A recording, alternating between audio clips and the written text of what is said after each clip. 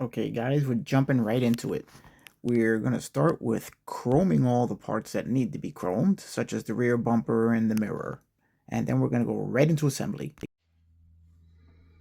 Okay, guys, now we're working on the wheels of this Pontiac Super Stocker. And I just want to show you what I did as far as the wheel inserts are concerned. Now, the wheels are two-piece wheels. Basically, you glue them together, slide the tire over them, and you're done. But they do have an insert and a wheel hub that locks them, that you glue down to the body so that the wheels roll. If you want them to roll, that's up to you. Sometimes I do, sometimes I don't. Depends on how I'm feeling at the time. So right now, I just want to show you what I did with those wheel inserts. You can see in here, on this one completed wheel, the wheel looks like it's got a metal disc brake behind it. That actually came out really, really cool. Now that's done by taking all-clad airframe aluminum and spraying them over the wheel inserts, or wheel hubs, whatever you want to call them. And then when I put them inside the wheels, this is the effect we get. And it looks like it's got a metal brake rotor behind it. Now I was going to insert some of the Iceman brakes into it, but when I saw the design of these wheels and how they attach to the car, I thought that this would actually work and be a pretty good substitute for the Iceman brakes. You really can't see any calipers or anything behind it because of the way this is designed and how small the openings are on the wheels. So what you get is what you can see is those really cool brake rotors behind it. I'm really happy with that effect. So that worked out pretty neat for this particular build. Let me just show you exactly what I did here. Basically, just did the regular install. We'll buff these out a little bit and see if we can get a little more shine out of them. Because the all-clad paints, sometimes you can do just a small amount of buffing to really give you a really nice metallic shine. Now this airframe aluminum that I built here, that I used here, really designed for aircraft parts. But it works really cool for your brakes. So we're going to install that. We're going to put our super glue around the wheel. Make sure that it's coming out of the hub.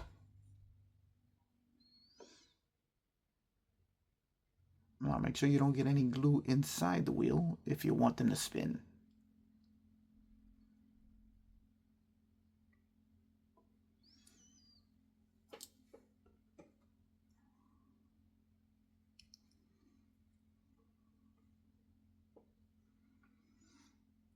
And there we go. Now we have our second wheel with metallic brake rotor behind it. So we're just going to go ahead and finish off the rest.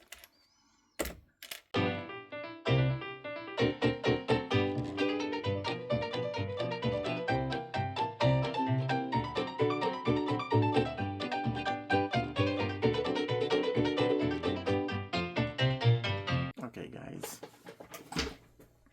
Here we have our four wheels with our metal brake rotors easily visible behind the wheels. I think that is a pretty cool effect that I made without having to replace any parts.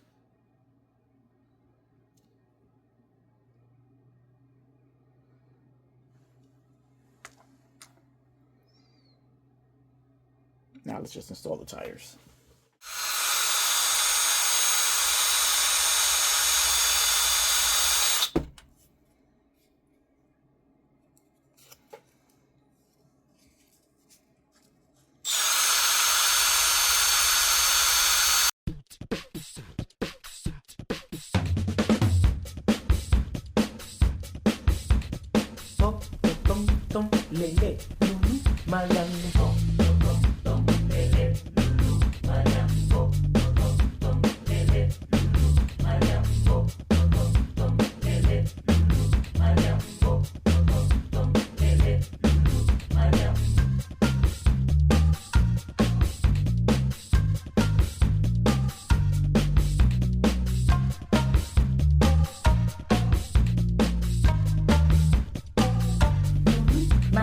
Okay,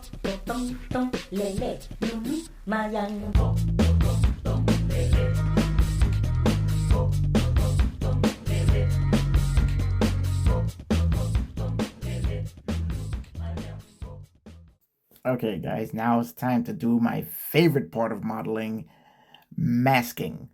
And nah, I'm lying. It's not my favorite part. He's lying, he's lying, he's lying, he's lying. Shut up. It's my least favorite part of modeling, but gotta be done. We're gonna put a blue trim running around the entire circumference of the body. All of the lower moldings are gonna be blue in order to have our blue and gray color scheme that we're going with. So I've got them pretty much mask off the entire car except for the lower portion of the body. So let's get busy with all this masking.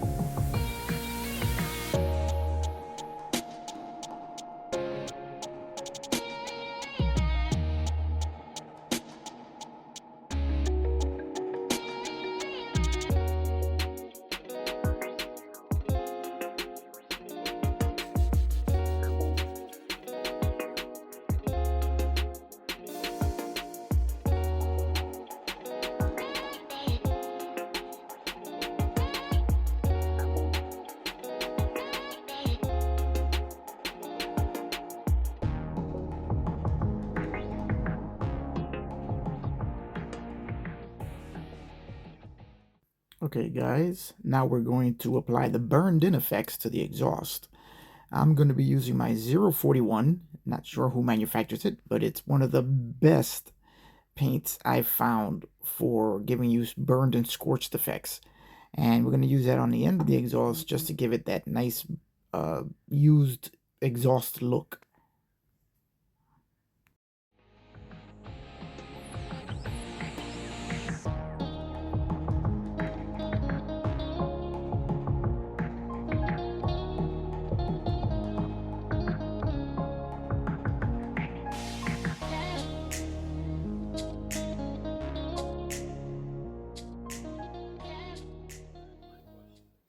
Alright, now it's time to paint the blue trim on the bottom of the body. This is going to be the blue as part of Buddy's gray and blue color scheme. And we're just going to spray it along the bottom, 3 coats, 1 light, 1 semi-wet, and then 1 wet coat, just to give it the full color.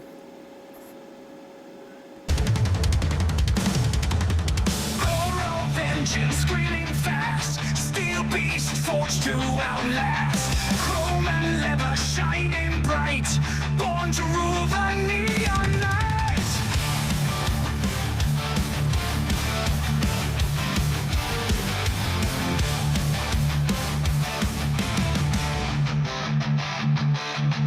Speed demon, black and red, drive till dawn, never dead. Here we go, guys. All done. Came out almost perfect. Had a little bit of bleed through in some small areas which can easily be touched up, but overall the trimming came out great. So we're done with the body painting for now, and now we're going to move on to the next part of the build, which is going to be even more interesting than this because we're going to finally finish off that chassis. So let's just jump right on that. Alright guys, we just jumping right back onto the build of the Buddy's Super Stocker, because this thing is just so much fun to build. I mean, yeah, is it filled with problems, this kit? Yes, but it has been so much fun. I've been really enjoying it, so I wanted to just continue with it. So I had to see the roll cage finally in and glued into place and on the chassis, and take a look at this, guys. I mean, tell me this is not a super cool looking build right here. And not cool just because I did it, because, you know, that's why I think it's cool. But the real reason it's cool is because of all the detail work that's in here. And now this is primarily just built straight out of the box. I didn't add too much to this one other than the straps here on the tank, all of the painting, fuel line on the engine, the fuel rail going to the cars, but that's basically about all I added because there was so much to do on this kit and so much really cool stuff to see as you're putting it together.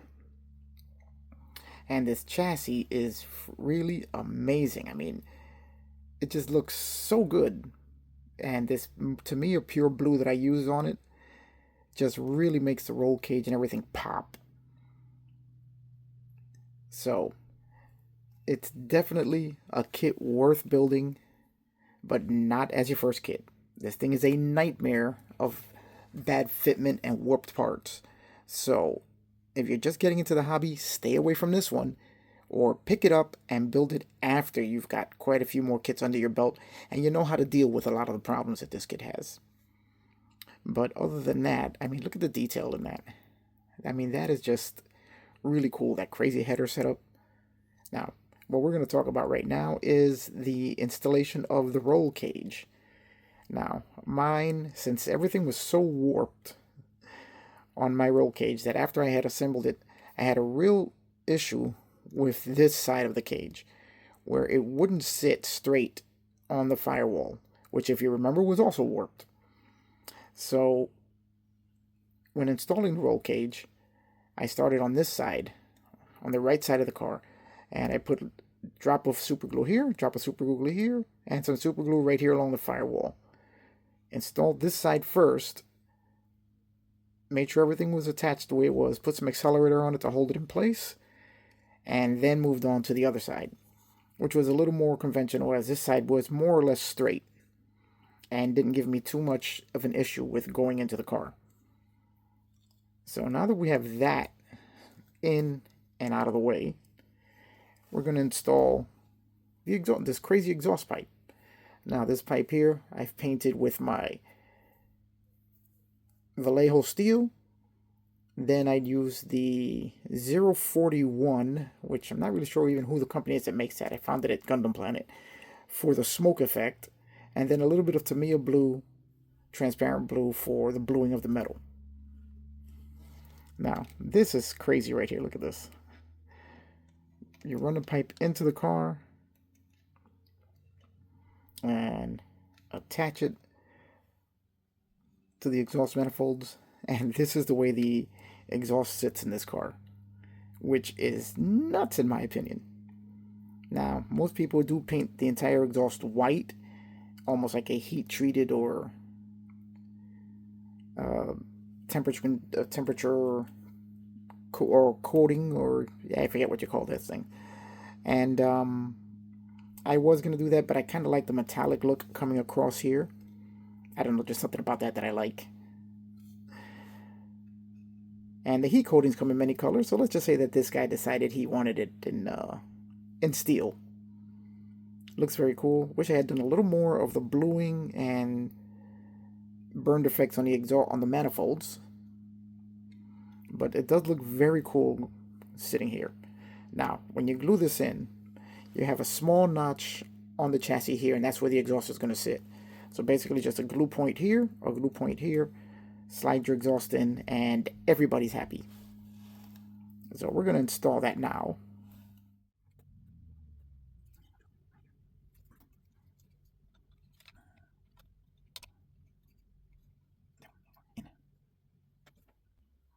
Now, that is nuts. Isn't that nuts? Look at that exhaust.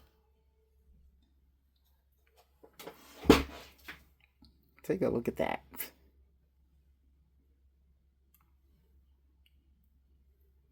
That is one of the craziest setups that I've ever built on a kit. All right, and now this one is. Now, when I put this together, I built the roll cage first because I thought it'd be easier just to install the complete roll cage, and in some ways it was.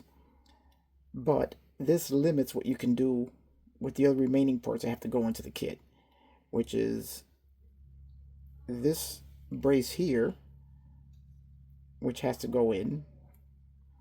Whoops, let me see. Which has to go in this way. and it attaches to 2 glue points on the firewall and 1 on the back of the roll bar. Now the instructions, which I'm going to put up here, tell you for some reason that you're attaching that to the radiator. I think that's a mistake, as that probably should have been on the next step, which is step 20, that asks you to put the radiator hose in. So I think they just put that note in the wrong picture. So now I'm just going to have to work my way in this way. And it goes this way. Here.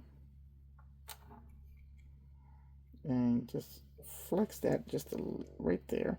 And that is going, I think that's that way. No, is it that way? No. Let's go this way.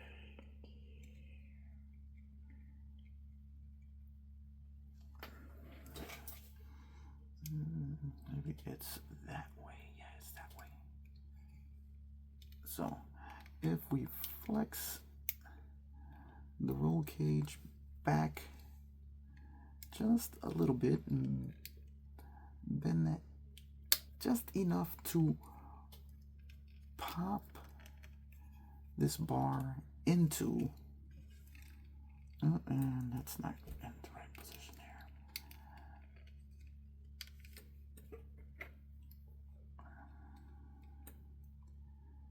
Let's see if we just give it a little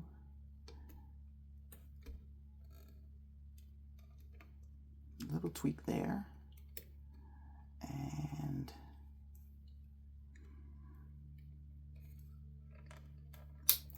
oh, almost there. Be very careful, we don't want to snap this, but I would like to get this part in there, and right there, and right there. Well, be very careful here. Okay, we'll do that one, and then we'll do,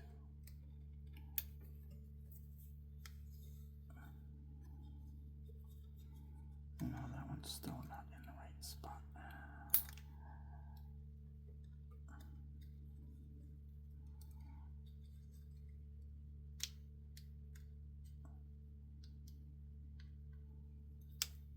And there we go.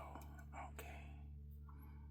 Now, that is such a tight fit there that you're not even going to need to glue that in. But you see how cool this looks. Now, unfortunately, it also brings a heat shield,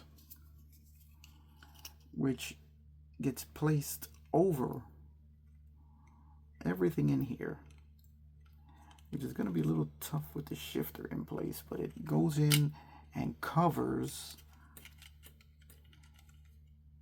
Let's see if we can get that in there. This whole side here, which to me it just seems kind of a shame to cover it. I mean, there's a lot of detail in there.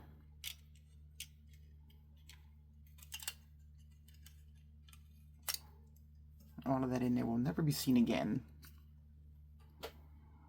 once you cover it up. And I mean, look at that. How cool is that?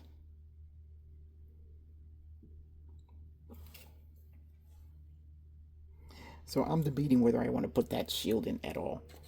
Now, let's talk about the rear seat delete portion, metallic shield here. I hate to cover all of this also, but unlike the shield here, which if it's missing still looks good, this looks kind of silly when it's opened up. And you can see right through the car. There's no protection for the driver. I mean, that just seems like there's no way they would have built it that way. I mean, you can get away with this one, but that one just seems like there's something missing in the car, which is a shame to really cover up all of that beautiful detail in there. But that's why we make these videos, so that you can see it all going together. Now, this part here comes in 2 pieces, forward and rear sections. You're supposed to install the front section first, as it says in step 20, which I'm going to put right here. And then install the rear portion of the roll bar and the T-frame that goes up on the roof. That's what they want you to do. It's not what I did when I built the thing, so we're going to take a slightly different approach, because I wanted the entire piece assembled so I could paint it all as one. And but then I realized that if you very carefully lift up on the rear bars, you could slide this piece right into position, and that way you'll come down over everywhere you have to go, and it just kind of works. Now, the most difficult part was lining up these side pieces here that you installed in the previous step, as these things do not line up properly. No matter what I did, I couldn't get them to sit right, and I also couldn't get them to fit with the roll bar in the way. So I actually had to cut them down just a little bit. I had to cut them down just a little bit on each edge. Meanwhile, they still reach and fit and look good, but there was just no way I was getting the roll bar in with these parts in place.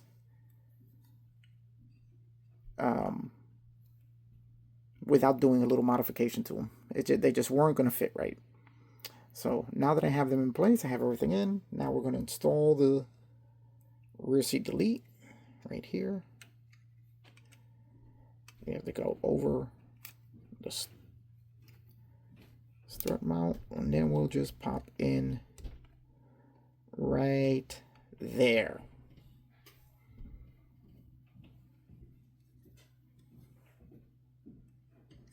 And now we are in place. You can see the top shock mounts of the shock mounts and the rear bars here, and they just fit perfectly. Now it goes around those two rear roll bar pieces there. It does move them a little bit because it's a bit of a tight fit. If you want, when you're putting it together, you could actually open up the slots that go over those a little bit wider to give yourself a little more room. I didn't do that, but if I do build another one of these, which I think I'm probably going to because I really enjoyed this build, that's what I will do. I will be opening those up wider to give a little more room for those bars to sit properly and not get pushed back so far.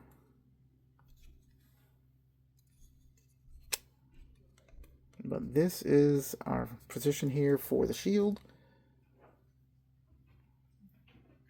Again, it seems to sit really nicely on there, so may not even need to be glued in.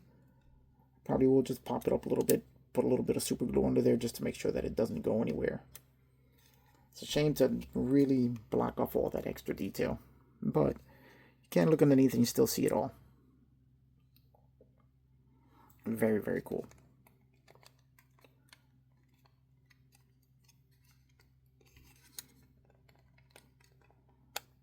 You just gotta find the right spot so it clicks right into place right there.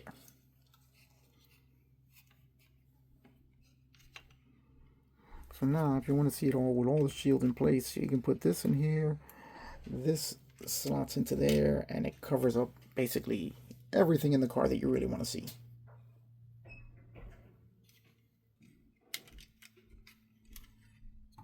So I gotta think about this one, but that can always be done later.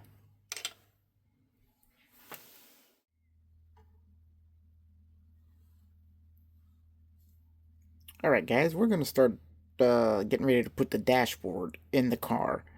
And I just wanted to show you I made a few changes to the dash, as you can see here. Because the instrument panel on the dash was virtually non-existent. I mean, we're talking about there was almost nothing there. Such a light engraving you could barely see it. So what I did was I drilled 2 holes in for the 2 main gauges. Then I made these metal trim rings for the bezels on the for the gauges. And I'm going to show you exactly how I did that. It's really extremely easy. Anybody can do it. Basically, all I did was I took a bit of metal rod that I had, metal tubing, and basically just sawed off. I'll show you right now. I mean, it's so simple. You guys are going to be amazed at how easy this was. I put it there. As a matter of fact, this is the correct size here. Put it there. After I polished out the end of it, I took it, put it there, and I'm going to cut one for you guys right here, right now, so you guys can see exactly how easy this is.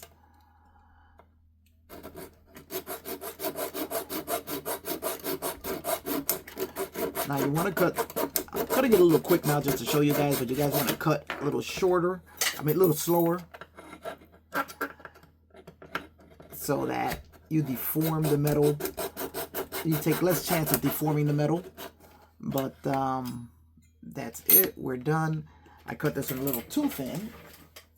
Like I said, this is just a quick example of how I did this. And there you go. That is one trim ring. Matter of fact, this one is quite a bit thinner than the other ones I did, so this one might have actually looked better, but snip off the end of it. And I take my sanding stick. I run it across the sanding stick a little bit just to polish it out a little. Remove some of the saw marks. And there we go, guys. A trim ring for our instrument cluster. Now, you might want to make them a little bit thicker than this, because the thinner you make them, the more they deform as you're cutting. Which is why I made these a little bit thicker. They do stick out of the dash, which is more along the lines of what a race car or an old school racer would have. If you remember those old gauges that they used to sell everywhere.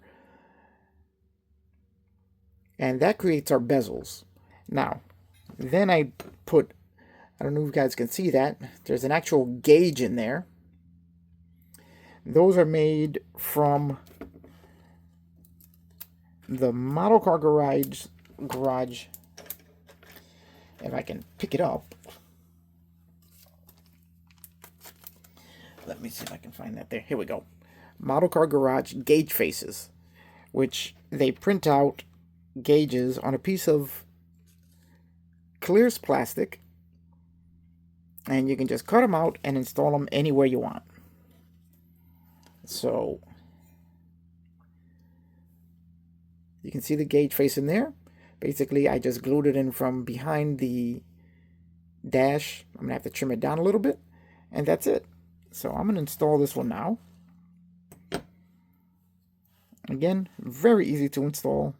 I've already cut one free. Just have to trim it down a little bit.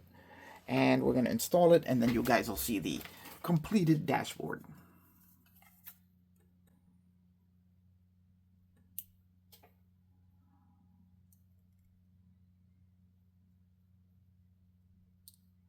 Just have to trim it down because there's not a lot of room in there.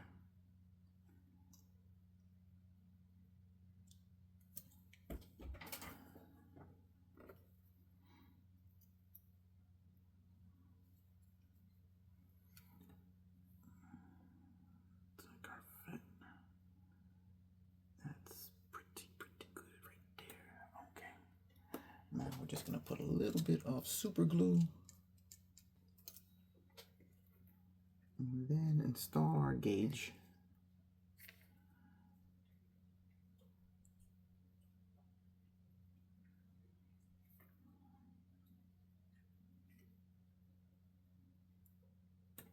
And we just check our position of the gauge here.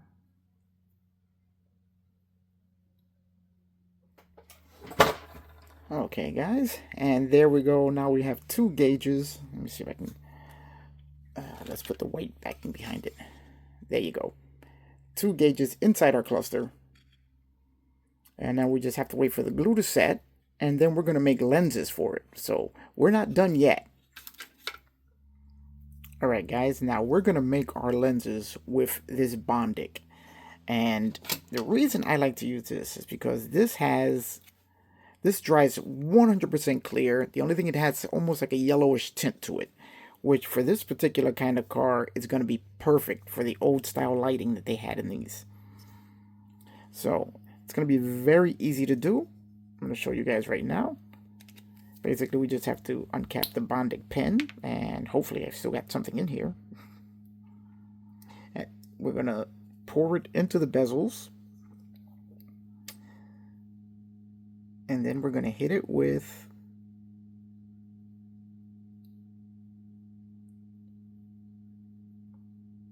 there we go. We're just going to fill. If we have anything coming out of here, this one may be empty.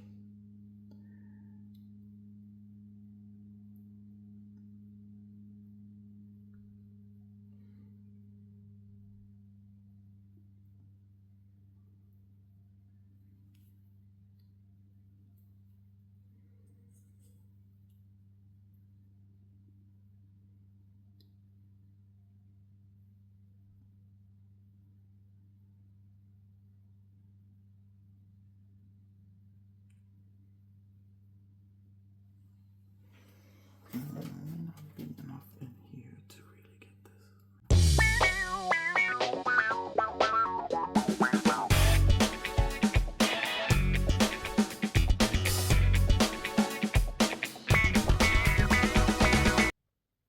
All right, now that we have the bezels full, we hit them with the UV light. It's kind of hard to see it because it is so clear. Until you hit it with the UV light and you see how the light turns gives it a greenish glow.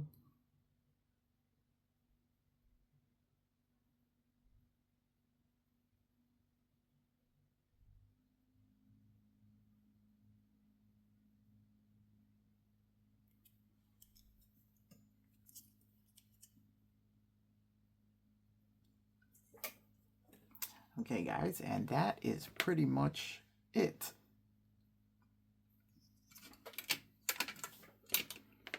Let me give you guys a good look at there is our cluster and our bezels there. So we can put a white backing behind it.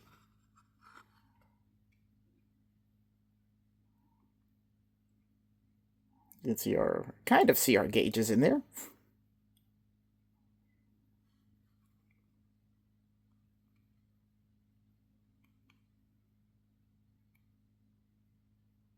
Yeah, you can certainly see the gauges in there, but I think it looks pretty cool, especially if you look at it from an angle. You can see all. Let's just see what it looks like in the car.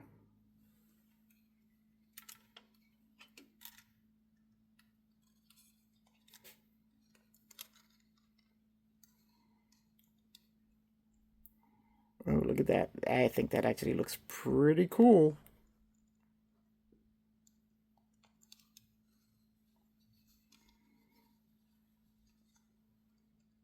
Not really sure how much of that you're going to see when it's in the car, but I think it looks pretty cool anyway. Just such a plain Jane dash. I may be adding some more things to it, but I had to do something to it because it was just nothing there. All right, we're going to keep going. All right, guys, the chassis is finally complete.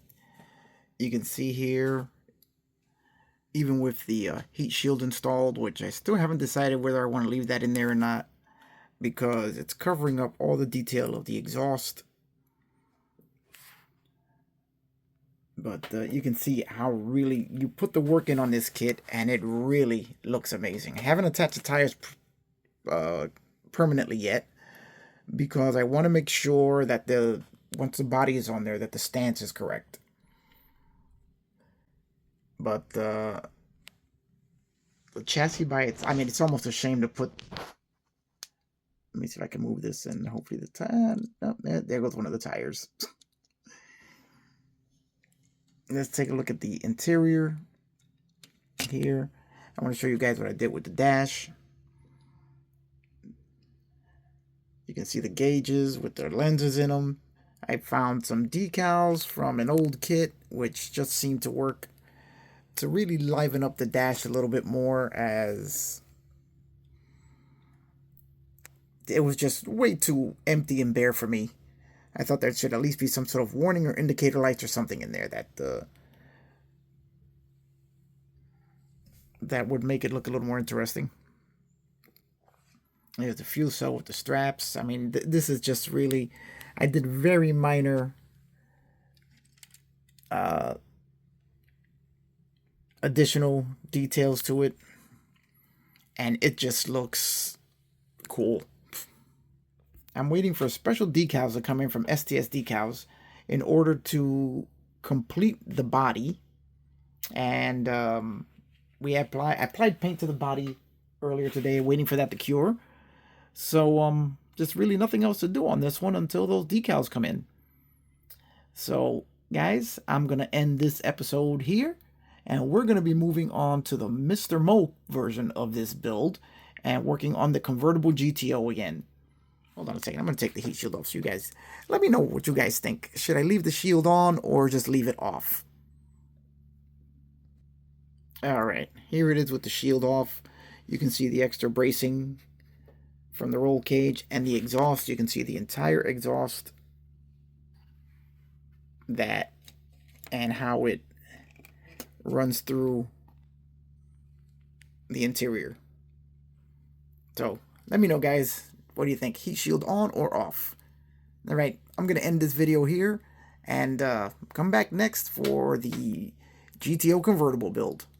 See you on the next one.